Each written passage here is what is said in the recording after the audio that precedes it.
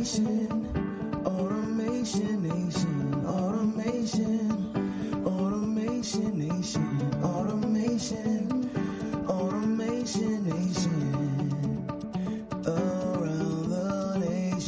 Automation Nation, Automation Nation, Automation Nation, around the nation, around the nation, around the nation. Welcome to the Automation Nation podcast, the show for business leaders, tech aficionados, and those who are just simply curious about where technology and business are going. Automation Nation is your gateway to understanding automation, AI, and the future of business. Don't get left behind. Tune in now and subscribe for more.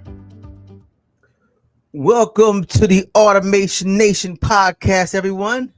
We are back again for another conversation, automation conversation, a conversation around technology, business. You know how it is every time we have a chance to share dialogue with us, with an expert, with a guru, with a specialist, someone who can help you, do better in today's age, because time is moving fast.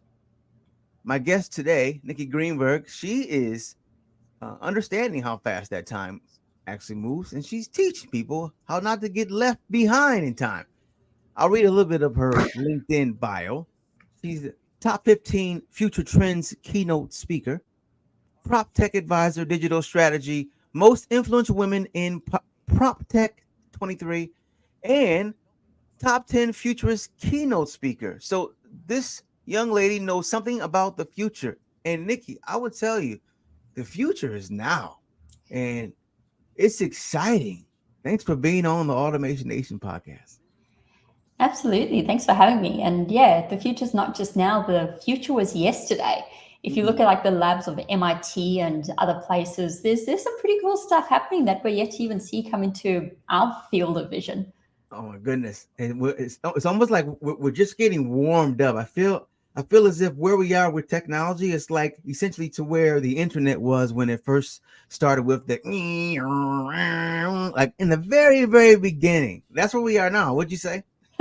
Yeah, I think that kind of shows our age when we know what a dial-up modem sounds like.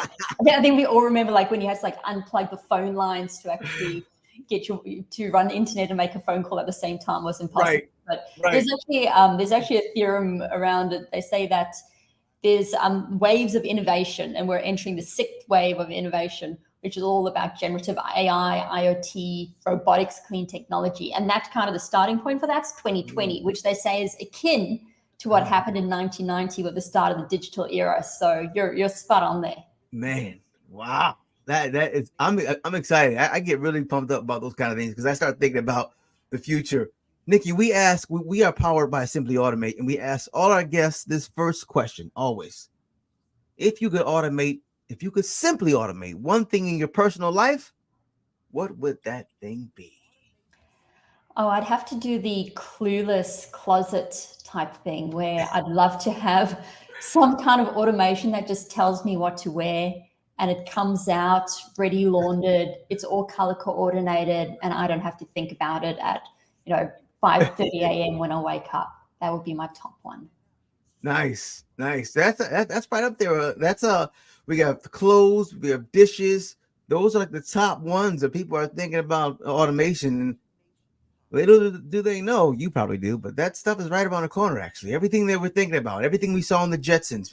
Let's talk about business. First of all, before we get into some great, fantastic questions, why don't you share a little bit about who you are, Nikki, like what brought you to this point on your journey? Great. And yeah, thanks for giving me an opportunity to talk about myself. If anyone's interested, just follow me on LinkedIn. I'm always sharing interesting content. Go to my website, plenty of stuff there. But my career journey is one that has had a few moving parts. So by trade and by training, I'm an architect, building architect. I always like to kind of specify these things. And and then I've worked in real estate development for about 20 years. So I've designed and developed shopping centers, new communities, homes, you name it, I've done it. And then more recently, I was head of technology strategy at a large real estate investment firm. So going straight from the what we call the bricks and mortar to the clicks and bytes, both sides of things. And I have the great privilege today that even though I've had a 20-year professional journey within the real estate industry, what I've been able to do is actually focus on thought leadership and getting to travel around the world, speak at conferences, speak to different organizations about what technology means for their business today, and increasingly so into the future. That is excellent. That's exciting. I think there's no better time than now to get yourself educated in regards to what the future looks like, because the better you understand what to do and maybe how to position yourself, obviously, the better you can leverage it, and less you will suffer in it, potentially. 100%. And this is the thing, that we actually have clues about what the future is going to look like. And yeah, there's going to be a lot of black swans. There's going to be things we can't predict. There's going to be things that are completely unforeseen. But even just like within the built environment, a lot of cities have 2050 strategies that you can look at, or 2030 strategies, whether it's saying, hey, we're going to be putting a new train line in, or we're going to change an area to allow the development of new homes. So if you just Google any city's name and you type in a date, I promise you there's actually going to be a strategy around that. So when I talk about the future, I'm not talking, I'll talk about the jets and stuff and the fun stuff, but I'm actually talking about, well, these are the trends that are really already happening. Or, these are the strategies that cities already have in place and have actually committed to doing. Or these are technologies that are already in use today and are actually going to be even better in the future. So it's not airy fairy stuff. You can find it online. You just have to be a bit curious. And as you said, once you know what the future is, then you can work backwards and say, well, how do we get to be in the driver's seat that we get to make great decisions today to create the future that we want to see? Oh yeah. And speaking about the future we want to see, like, how do you see technology and real estate? And this is a very, very interesting how things are developing. What's your idea and your concepts behind your approach behind real estate development and technology? Yeah, look, there's a lot happening in the way that technology is impacting the future of real estate development. And generally what we've seen when it comes to development is that there's a lot that happens in what I kind of call, quote unquote, the ivory tower, which means at the head office level. So you're talking about very much like the white collar jobs, project management, cost management, design, the architects, the engineers, the quantity surveyors. There's been a lot of technology that's been adopted at that level to help projects be delivered on time and on cost. So very much just sitting on spreadsheets, sitting on paper. But when it actually comes to buildings themselves, that's where technology has been a little bit slower to be adopted. So we've got such a short time together, but I'd say there's probably 3 areas that I'm most excited about when it comes to new technologies and what it means for the real estate industry. The first one, we can't ignore it. It has to be generative AI. Generative AI is doing amazing things in the industry that can help companies identify where they should be building, being able to run a lot of different scenarios to say, hey, does this make sense from a spatial planning perspective? Does it make sense from a financial perspective? All the way through to actually helping to design and do the engineering of buildings, which is still in early stages, but is only going to get better and better and better and smarter. So much happening in generative AI, and of course, even just being able to produce, great quality images to give a sense of, what something might look like from a design perspective, and storyboarding, great things there. The second technology we have to talk about is spatial computing. If you think about the Apple Vision Pro headset, where you put something on. A lot of people are very tired of hearing about the metaverse, and the metaverse isn't going to be a thing, etc. Within real estate development, we've been working in the metaverse for a long time because we create places in 3D in a digital way before we actually build them. So there's a lot that's that's already happening there with digital twins as well. I'm just throwing some buzzwords for people to Google, definitely Google, and familiarize yourself with these things. And the third arena is around robotics.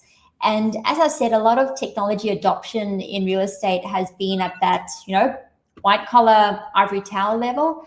But when it comes to actual construction, there's amazing things happening in robotics there, where workers can put on an exoskeleton, for example, so that can, save them with, when they're doing manual labor, actually support them in doing that. 3D printing has had incredible advancements, and we're seeing towers being built. We're seeing homes being built at scale. We're even seeing prototypes of, and this is a real one, look it up, of 3D printing for homes and habitats on the moon and Mars. And that's a serious one. That's using moon dust and Martian dust, which is kind of crazy. Yeah, that's incredibly crazy and interesting. I've been following those guys. The name of the company is called Icon. Correct. And they're it's absolutely amazing what's happening, how fast we're building homes. Like the solution for homelessness and other things of that nature is right around the corner. It's very interesting, but continue. So I suppose those are three big arenas that we're seeing a lot happening: generative AI, spatial computing, robotics. Super exciting to see the impact that these emerging technologies are going to have on the future of real estate. My goodness. I see a lot of people being able to take advantage of it, and a lot of folks unfortunately missing out. That's the way it is. We have a lot more access to information now than we ever have, so hopefully more people win than lose. Can you share like an instance where you've seen some innovation really enhance and influence a project's success, or where you have seen it firsthand? Yeah, and look, I will come back to the point you've made about access to technology and what it can mean for for people across the board. What we find is in real estate development, there's so much waste. There's so much time that's wasted, so many materials that's wasted. There's cost overrun, and what we want to be able to do is actually make it a lot more efficient. And I'm kind of skipping over to your next question because we were discussing what we talked about a little bit before, but I want to just give you a sense of what a technology like AI and machine learning, what it can actually mean for real estate projects in terms of efficiency. So we've been building since for hundreds, thousands of years. Human beings like to build things. That's one of the things that sets us apart from other species, right? Mm-hmm. We do amazing things.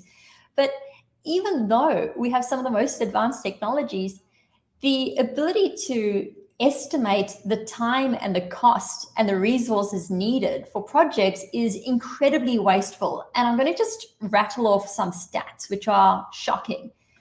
In the US, 40% of solid waste comes from construction and demolition.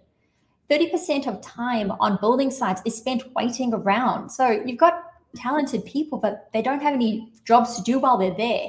85% of large construction projects go over budget. 85% of them go over budget, and by almost 80% of the cost that they estimated. So this is just like, and I can keep rattling on. On average, they go 20% over time, and there's 30% material waste.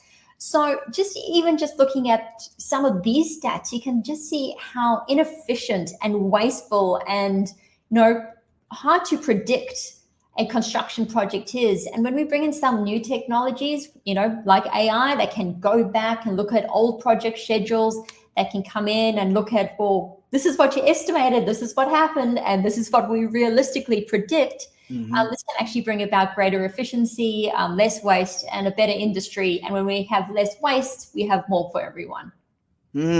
That's it. That is it. Do you find it? Do you find that people are adopting these technologies quicker, like slower to adopt? For example, smaller companies, medium-sized companies, larger companies. Where have you seen the adoption rate and at the speed of that? Can you speak to that at all? It's tricky because the industry is so huge and so dispersed. It comes down to individual companies and those that have an appetite for doing so. Some companies like Turner Construction, for example, or Lennar's been using that Icon 3D printer that we were talking about earlier. They do have tech and innovation labs within their, within their companies. So they've actually lent into saying, hey, we realize that technology can be a competitive advantage for us. Let's invest in learning how to use it. But then, of course, you've got those large incumbents, but then you get some of the smaller or medium-sized, more nimble companies that are able to operationalize more quickly because there's fewer kind of cooks in the kitchen to do things. So it's across the board, but generally real estate development tends to be slow to adopt new technologies just because of the risk and complexity involved. So huge opportunity for companies that are interested in adopting some of these emerging technologies and being an early mover to get those advantages. Yeah, you're right. And what would you say to some that are hesitant? What will be your advice to kind of maybe move them forward, give them a little bit of a nudge? Uh, what you're in. Yeah, so as we were talking about before, we're at the start of this new era with AI, IoT, clean technologies, the metaverse coming into being. And this disruption that we're seeing at the moment is akin to the start of the digital era in the 1990s. So companies can say, listen, I don't want to change my way of working. If it ain't broke, don't fix it. We're good at what we do. Let's just keep moving along. This is just a blip. Yep, that's fine. But you have to realize that this is actually a turning point in terms of the technology that's available. And there's a huge opportunity for companies that do embrace new tech to actually get ahead of their competitors because it's so powerful. So powerful. So powerful. I'm always excited talking to futurists, people who think about the future in different ways. I'm so into it. I'm so into it. I follow guys like Peter Diamandis and Ray Kurzweil and those guys, and I'm always trying to see what someone has to say about the future from their perspective, right? And so, from your perspective, what do you see as the future, and maybe something to look out for in regards to trends and what you do? Oh, which one to pick? I spoke about a few of them. Generative AI. I know we're all talking about AI so much at the moment, but I don't think it's being spoken about enough in terms of the benefits that it can potentially bring in the future I agree. into real estate. I one application that I haven't seen it used for, but I keep imploring for it to be used is when it comes to the assessment of building applications. So, if you want to build a house, you have to do a whole lot of, architectural and engineering drawings, and then you submit it to, the approval body. And then it takes months and months to come back. And then there's changes and there's costs, and you have to submit a whole lot of paper documents and PDFs. And it's a slow process. But what I'm looking forward to seeing is that at some point, this can just be a digital model where it shows what it should look like. If you follow all the rules, you submit what you're proposing, it can show this is where the variation is, do it instantaneously, make recommendations instantaneously, and actually just kind of get rid of that red tape, because so much of that red tape just contributes to a higher cost, more annoyance, and not a better outcome. So that's I don't know, that I hope this is the right format to give a wish list of things you'd like to see with the kind of smarts and technology that's available. But that's the world I want to be in.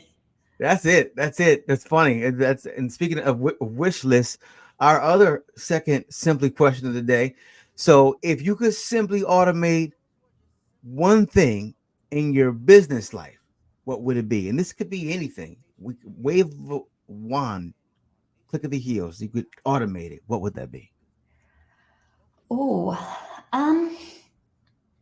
look, I'm pretty good with my automations, but I'm pretty sure everybody's saying, hey, look, we'd love to be able to automate setting up calendar invites. And that's one of the ones that I think was called like X.AI that they tried to do, and it wasn't possible because humans are just so ambiguous with plans.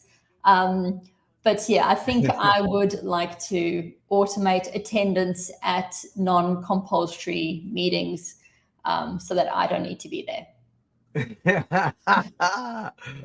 All right, that's good. That's good. That's something for the future. Put that in the pot, okay? All right, Nikki, give us your best piece of advice and your favorite quote. Ooh, the one that comes to mind is that fortune favors the bold. And that is a fact. Fortune favors the bold.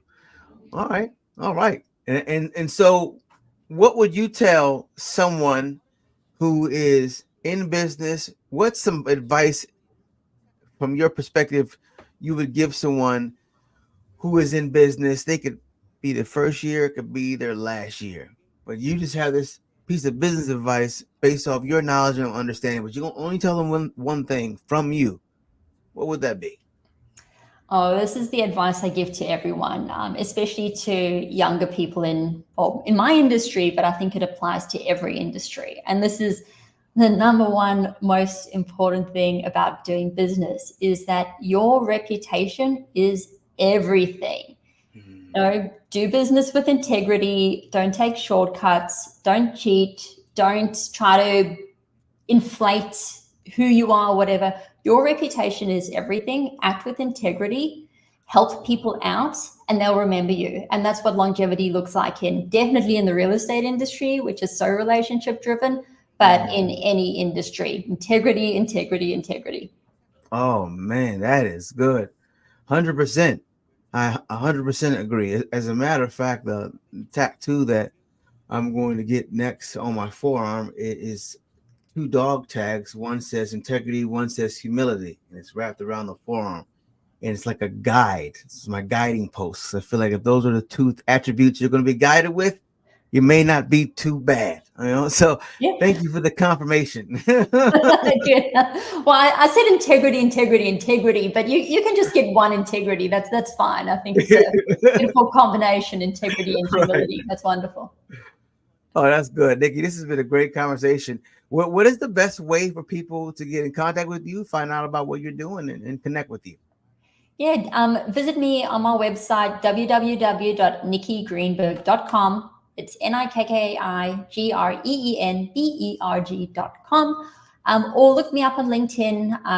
Follow me there. You'll see me in a green circle. My photo is pretty recent, so it looks like me. And yeah, reach out. I'm always sharing interesting content, and let me know what you're thinking about. Yes, and yeah, at green. Did you do that on purpose? The green with the green. I was wondering if you did that green dot for Greenberg. Is this is your this is it, huh? Yeah, that's my attempt at branding. So That is just lucky you. I love that. I was wondering, you're the first person I didn't take off. So on the if you look on the banner, everybody has white, and but you're the only one that has a green dot. I left the green dot on there. I felt like that was like your thing for some reason, and it was. So there you yeah. go. Well, there you go. Well, I mean, the alternative is if I wanted to like lean into the futurist thing, I could take that like crystal ball emoji and Yeah. use that as a background. But I think I might start to look like a psychic or something. So better to avoid it. Oh my goodness. Nikki, thank you for being here and with me, and thank you everyone for watching and listening. Don't you can connect with Nikki. Her information will be down in the description. If you're listening to this on a podcast somewhere, you can find it somewhere down in the description somewhere. Trust me, Nikki. Thank you so much for being here. Great. Thanks so much, Rob. It's been a really fun discussion. Until next time, ladies and gentlemen, remember, you don't know what you don't know, and in order to know more than you know, get around people who know more than you. Cheers. Automation, automation nation, automation.